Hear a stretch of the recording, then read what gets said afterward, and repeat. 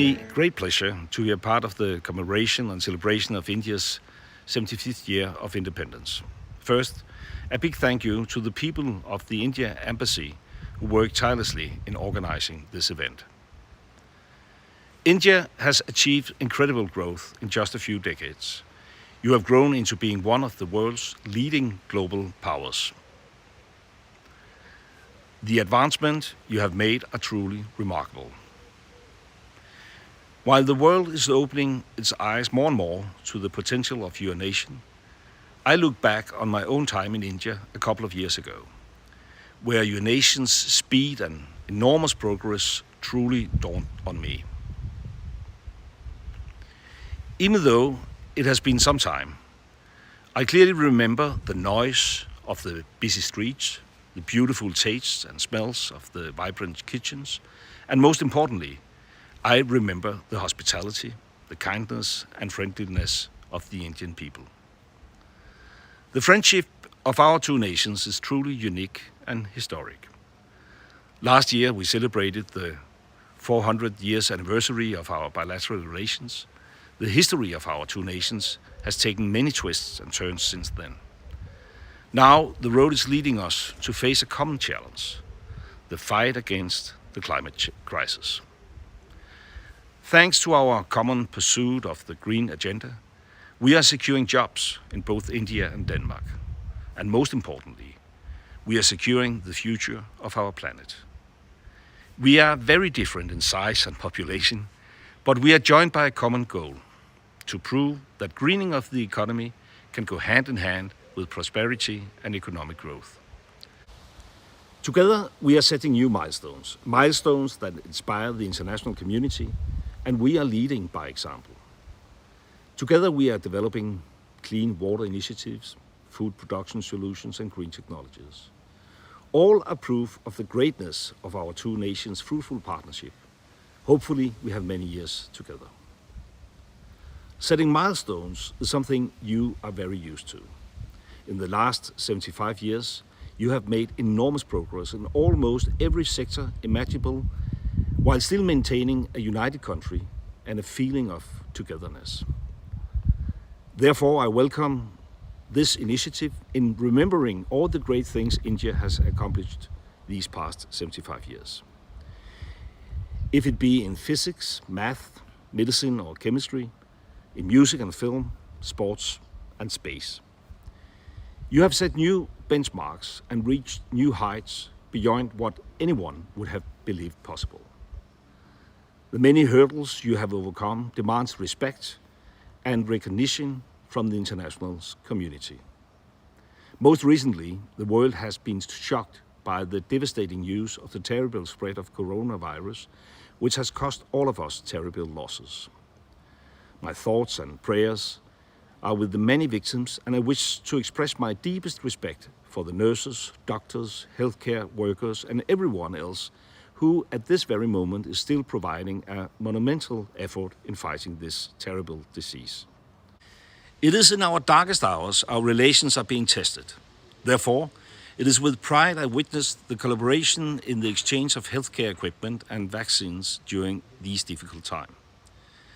But difficult times, however terrible and unfair they may be, help shape us as people, as communities, and as countries.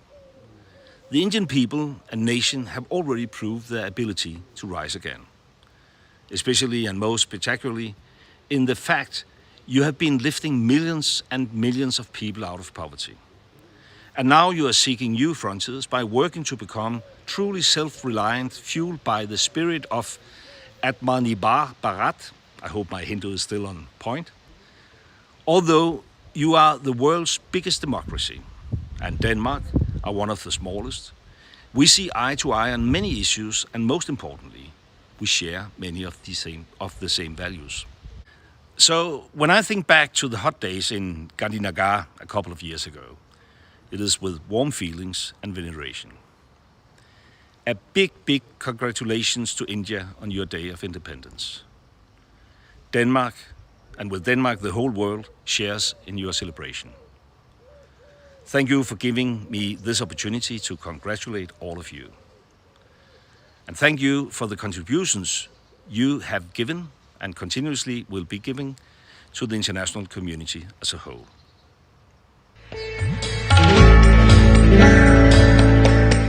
Hello, my name is Søren Holm Johansen and I'm chairman of the Indo-Danish Chamber of Commerce.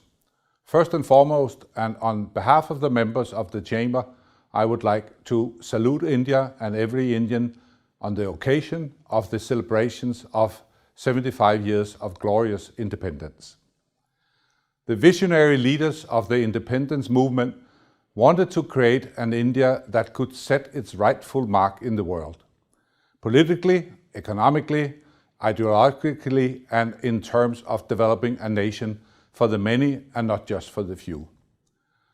Despite original skepticism from many Western leaders in the formative years, India has in so many ways been a remarkable success. When India gained its independence on August 15, 1947, the country's economy was modest, both in absolute and relative terms. And the average life expectancy was 32 years. But the Indian political leadership managed to create a country that today is not just known for entrepreneurial strength and land of opportunities for Indian and international companies. Most importantly, the political leadership ensured the solid foundations for a vibrant democracy and the institutions associated with it. Denmark is a small country, and while our size obviously limits the extent of our outreach, I'm happy that Danes and Denmark has taken part in India's remarkable journey. Indian culture can trace its roots back thousands of years, and independent India was formed by these traditions. So allow me also to go back in history to trace the roots of the Indo-Danish engagements in trade and in commerce. It is well known that Denmark and India have traded for more than 400 years. Best known are the former Danish trade stations Trankebar south of Chennai and Serampore north of Kolkata. The Indo-Danish legacy are vibrant both places. And you can even today settle for a meal or for the night at the Denmark Tavern in Serampore, perhaps India's oldest hotel established in 1786.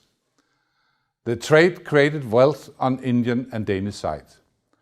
But it was during India's industrialization that Danish companies from around 1900 truly made their mark on India's development. In 1904, F.L. Schmidt, a member of IDCC, established a cement factory in Mumbai. And in the following years, Danish engineers and Danish innovation was an important part of the soon thriving Indian cement industry. A country in development needs cement, and a lot of it. The Danes collaborated closely with Tata in establishing cement factories across India. Today, the world is witnessing critical challenges with global warming, and as such, sustainable, inclusive development needs to be a priority across the globe. This is indeed the case in India, where the government's significant ambitions for green transition have laid the groundwork for the India-Denmark Green Strategic Partnership, which was signed in September 2020. The partnership reflects our joint values of inclusive, sustainable development and will guide the Indo-Danish collaboration in years to come. Together we can make a difference for Denmark, India and the world.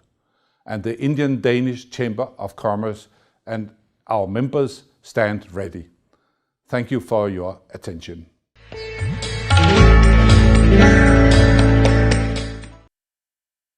I'm delighted to give my message at the 75th Independence Day of India as a founding president of CTI Global Capsule and founding chairman of Global ICT Standardization Forum for India.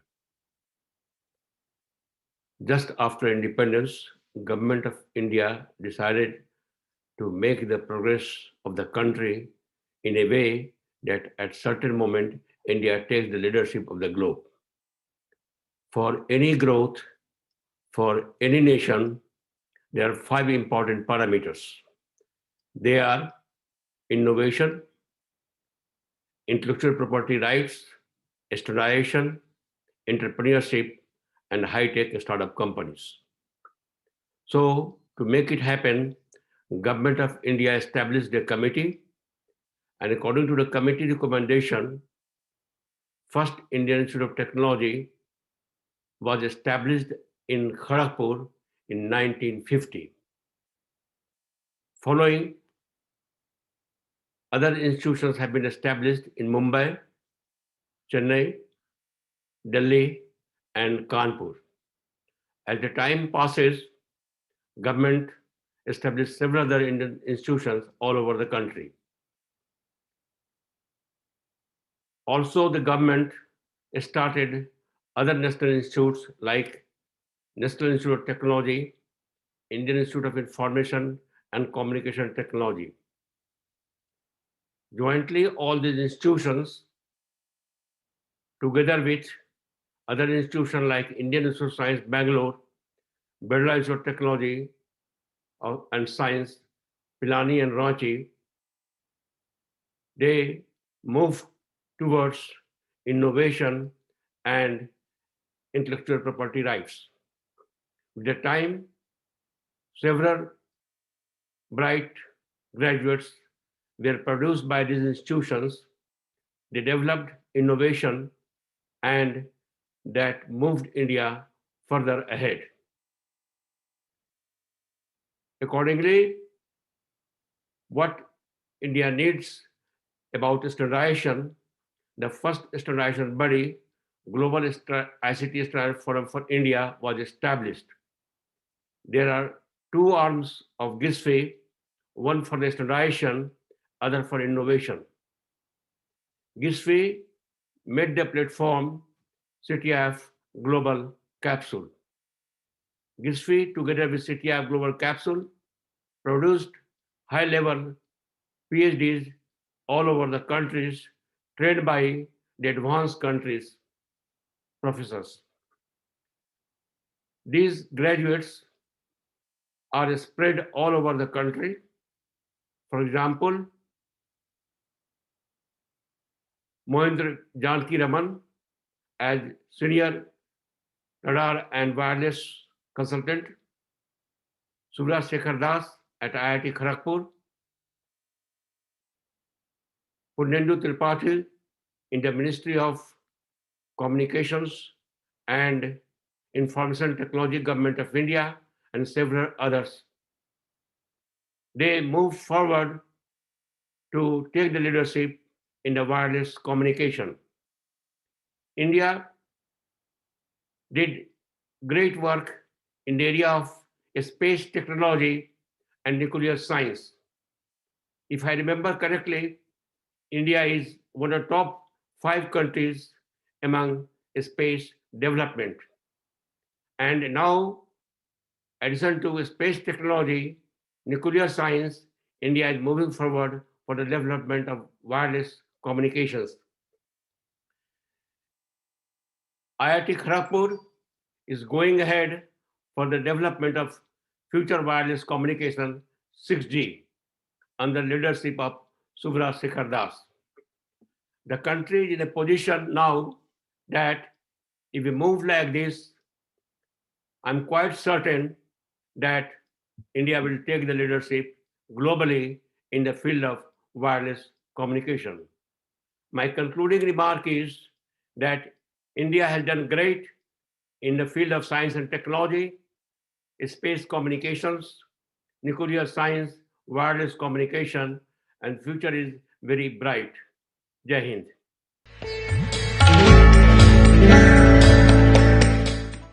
Thank you for inviting me to address such an eclectic audience at the occasion of the 75th Independence Day celebrations. My name is Vinay. I'm a designer, entrepreneur, and an institution builder. I have created companies, non-profits, and research institutes over the last 15 years using a high low-tech approach to solve global challenges like clean air and water. I do this by bridging good design, high technology and social impact together. India, in the last 75 years, has made incredible advances in science and technology, but has also experimented with many forms of economic policy, some more impactful than others.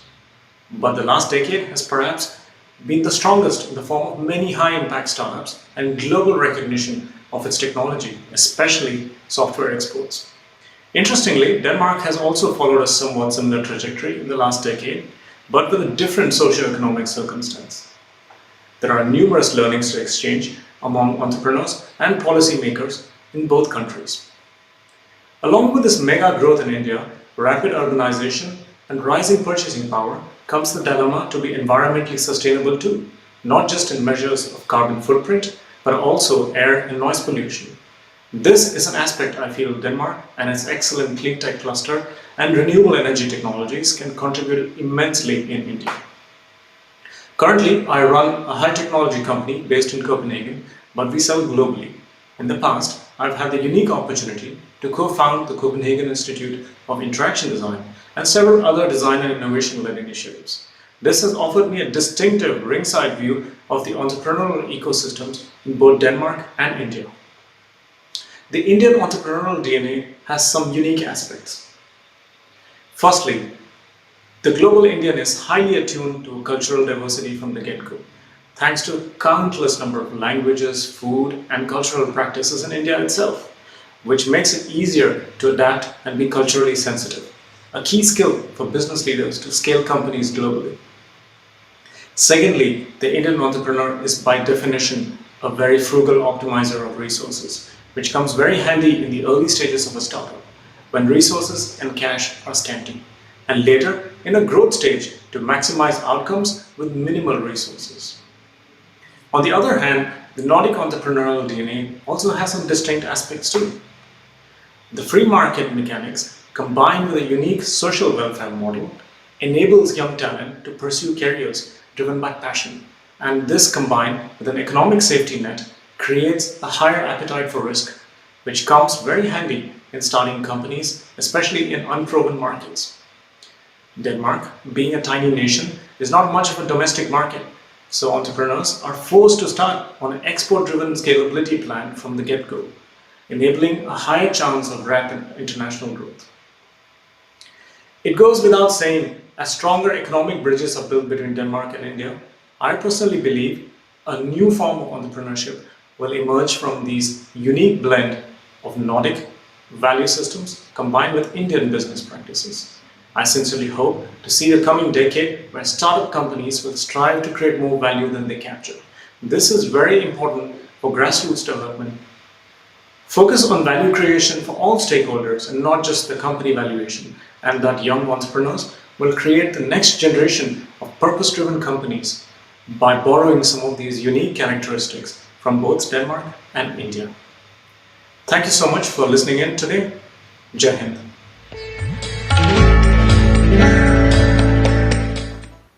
Hi, my name is Lars Møller. I've been invited to say a few words about Indian culture and particularly Indian music in the world.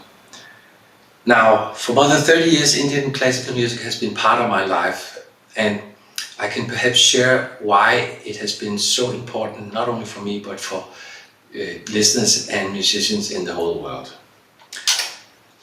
Just a little example could be that this is the Shehnai, and the Shehnai sounds like this.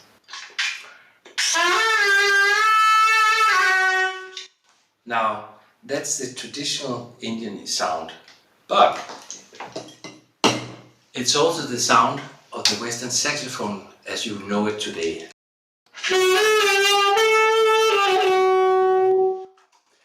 And perhaps this illustrates how much India has influenced the whole world. Now, this happened, of course, not by accident. It happened because some of the greatest musicians from the Indian musical tradition, they traveled to the West.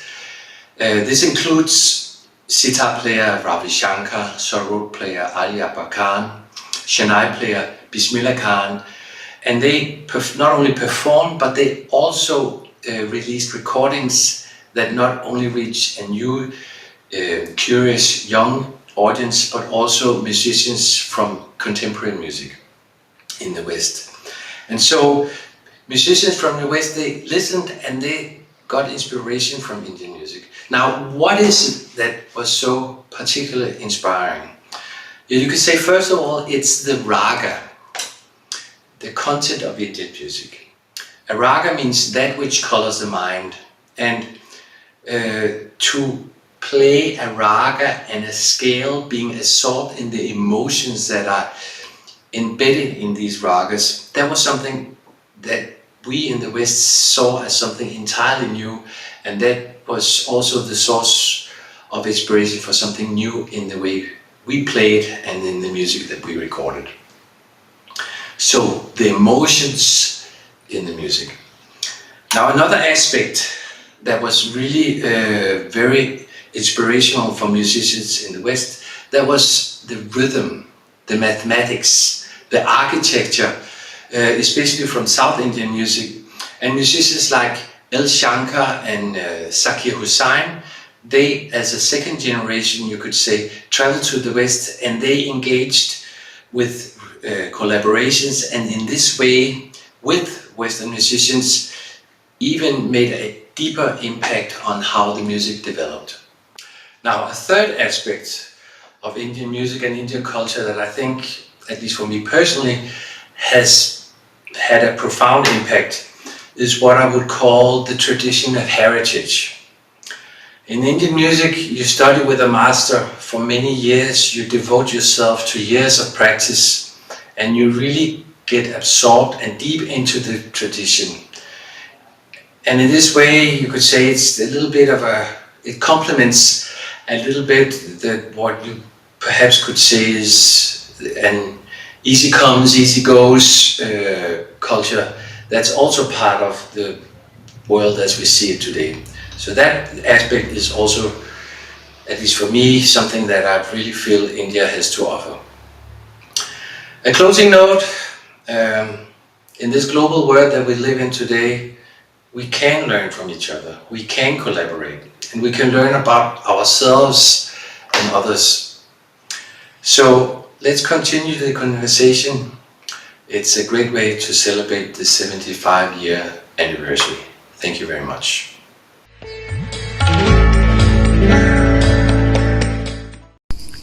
Hello, my name is Susanna Finocchi, and I'm very honored to say a few words in this special occasion of the 75th anniversary Indian Independence Day. And I would like, therefore, thanks the Indian Embassy in Copenhagen, and also I would like to thank in a special way Madam Ambassador Pooja Kapoor for giving me an award for in the International Yoga Day award for spreading the yoga in Copenhagen, in Denmark.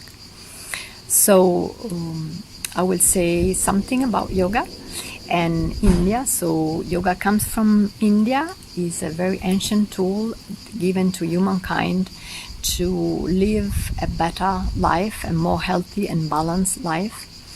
And it is like we find in the Bhagavad Gita, yoga is samatvam, so is equanimity, is evenness of mind, which in turn brings to have a possibility to act in a much more skilled way. This is another definition given about yoga, always in the Bhagavad Gita.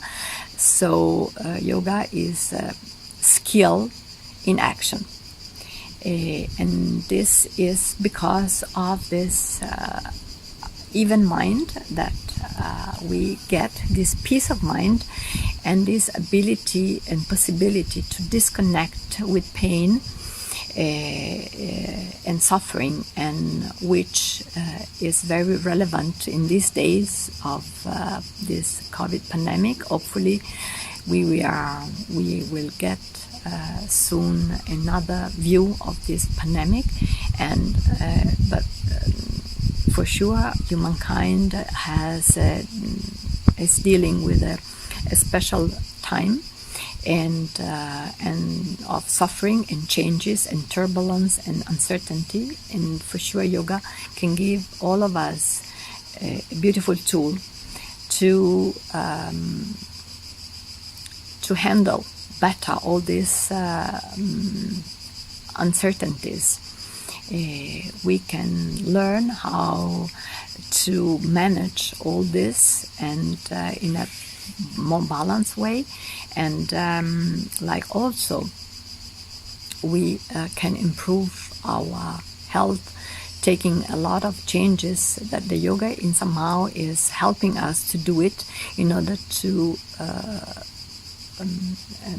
have a better health, mental health, and provide so a better life for ourselves, the people are around us, and the environment. Yoga, like my guru says, Sharad Joyce, has also taught to humankind how to breathe, and we now know the science has also said that how important it is to have a proper, correct breathing, deep, slow breathing, which in turn is calming our mind and taking us in a different state of mind. So we are all very deeply thankful to yoga, and as I see all the students both in Denmark and in other countries, now I'm not in Denmark, you can hear the cicadas in the background. I hope you don't mind. It's a beautiful animal and sign of summer.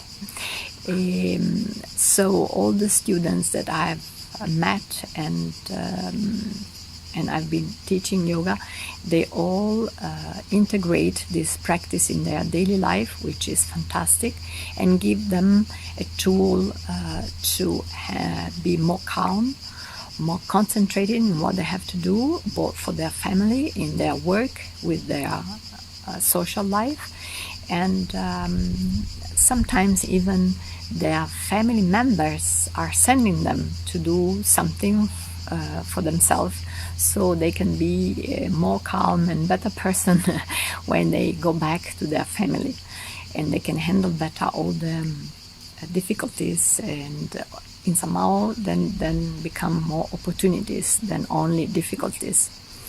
So I hope that the yoga can be even more practiced by everyone, and so having more benefits for each of us and for other people.